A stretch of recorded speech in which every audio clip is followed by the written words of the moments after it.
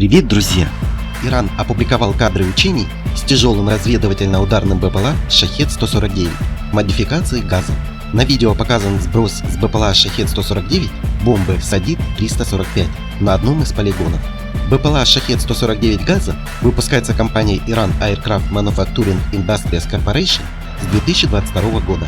БПЛА оснащен новой системой шасси и точками подвески оружия. Он способен находиться в воздухе более 35 часов и преодолевает за один вылет более 7000 километров. Скорость полета БПЛА до 400 км в час. Высота полета до 11 тысяч метров. Силовая установка – двигатель мощностью 750 лошадиных сил. Бомба Садид-345 наводится на цель по видеоканалу, лазерному лучу или с помощью ИК-головки самонаведения. Вес бомбы 34 килограмма. Дальность полета до 6 километров. Друзья, спасибо за просмотр. Приглашаем вас стать частью нашего сообщества и получить новые знания.